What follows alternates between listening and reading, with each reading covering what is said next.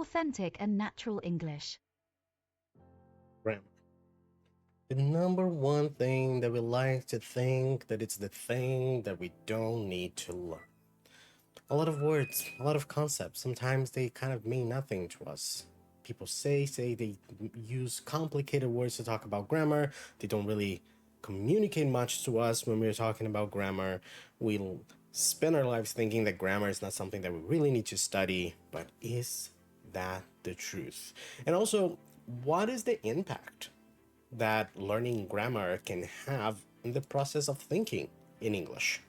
Let's take a look at that, everybody. Hello, my name is Teacher Leo from Second Nature English, and let's get started.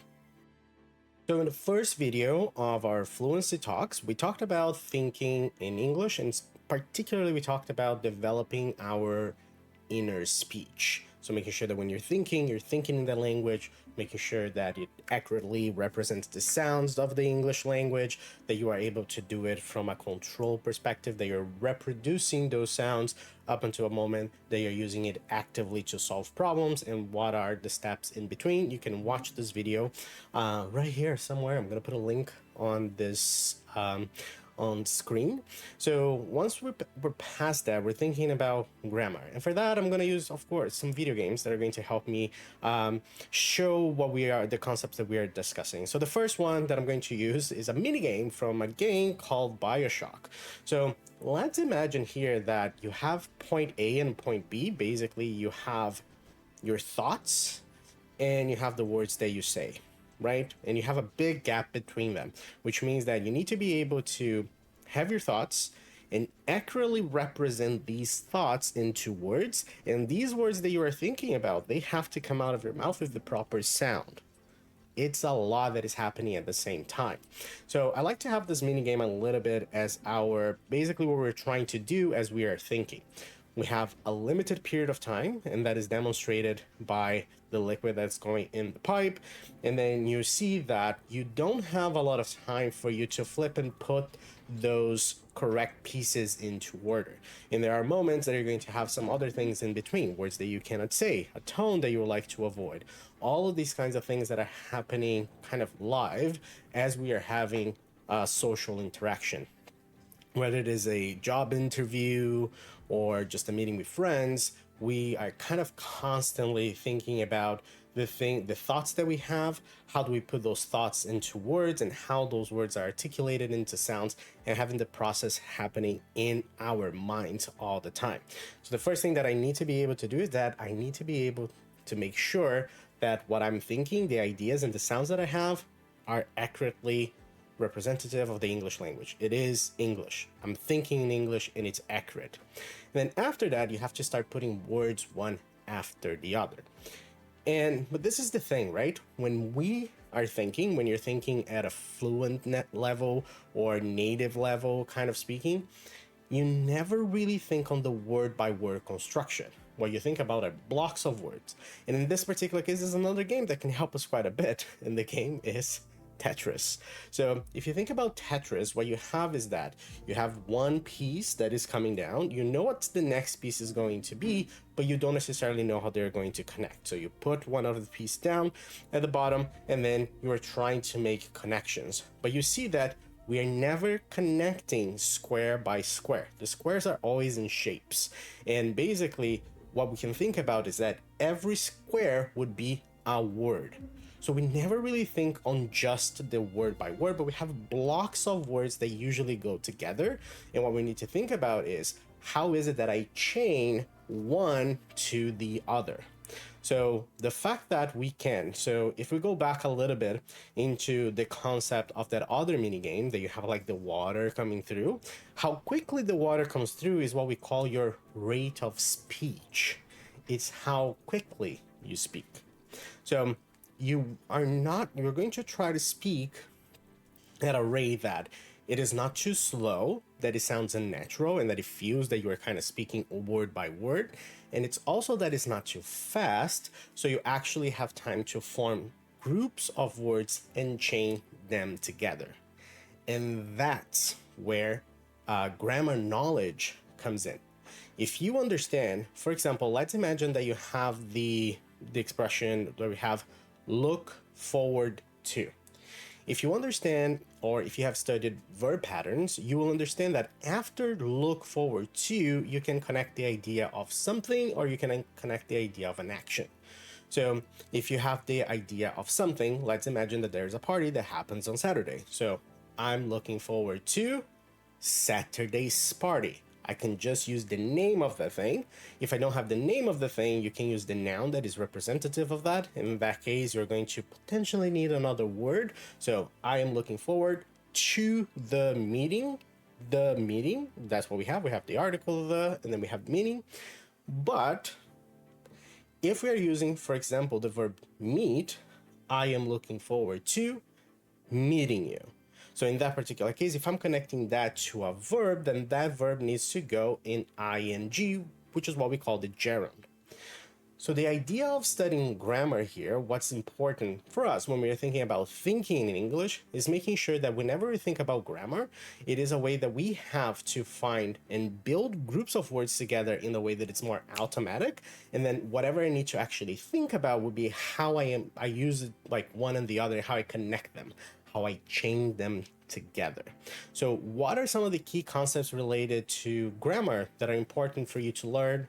First, let's take a look at that.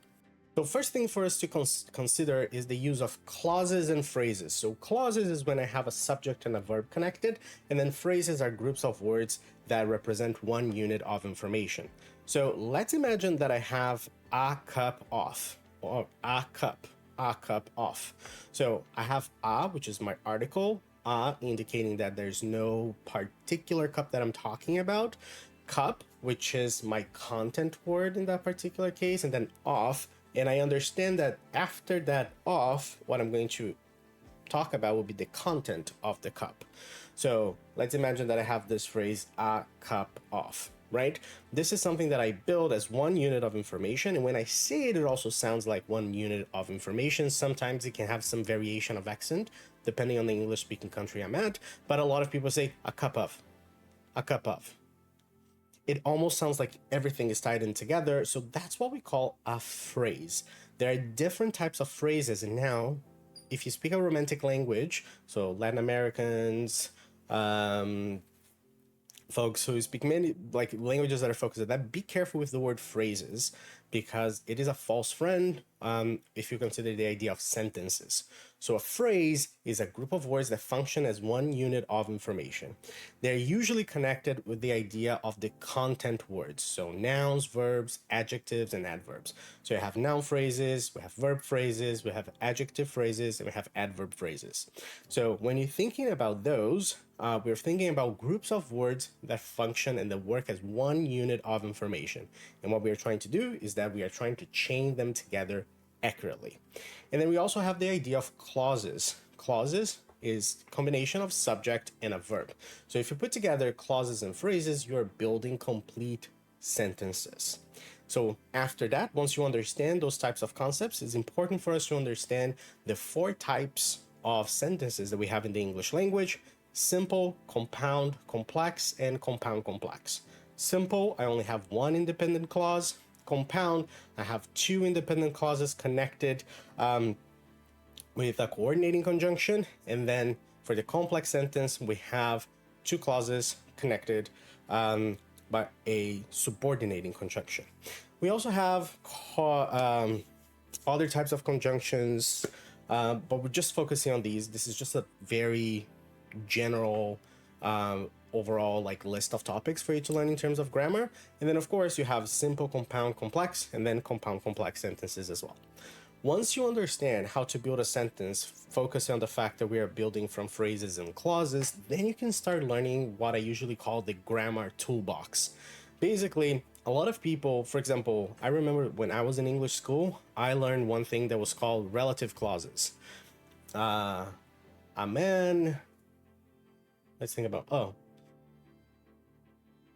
I love that, like when I have to improvise examples, my mind just goes blank. It's always when it happens. Let's say the city where I live is in São Paulo State. Was in São Paulo State. I'm thinking about like if I'm still living there in Brazil. But that part in the middle where I live, this is something that I would call a relative clause. So you see that the word clause is right there. So relative clause in this particular case, I'm actually building a complex sentence. A complex sentence is also when I'm talking about conditional sentences, because I'm using if. If is a subordinating conjunction. So if you understand first the concept of phrases and clauses, how to build sentences, simple, compound, complex sentences, then you will be ready to go into more specific tools that you can use about grammar. In this particular case, we're talking about comparing comparatives and superlatives. We're talking about conditional sentences. We're talking about reported speech. We're talking about what else? Verb patterns, gerunds, and infinitives. So all of those, once we get those the understanding of how to build sentences in a way that's more automatic, we can think about building this toolbox. So this is the way that we have to make grammar a little bit more usable, a little bit more useful to us, you know, something that we can actually put into practice day to day and think about, okay, what's the purpose of this? So the purpose of grammar is that we create, or we have better understanding of more awareness of how is it that we're supposed to chain ideas together when we are thinking in English. If you use that, and if you take a little bit of the analogies that we created with those two mini games from video games that we saw, the mini game in Bioshock and also Tetris, you start to understand a little bit the idea of how quickly I speak, and if I manage the speed at which I speak, meaning that I'm not speaking too fast, that I'm basically missing the words and I'm not being able to connect them or chain them together, or basically like too fast, too slow. You have to find a balance in a way that you are able to create chunks, groups of words, phrases, clauses, others. And basically the only really thing that you're going to be trying to think about a little bit more is if you are connecting them accurately. And of course, you are going to make mistakes. Everybody's going to be making mistakes. Why? Well, at the same time that I'm thinking, my brain is probably already processing some other types of information, basically something that I'm going to say because I think about, oh, that's a great point for me to go next.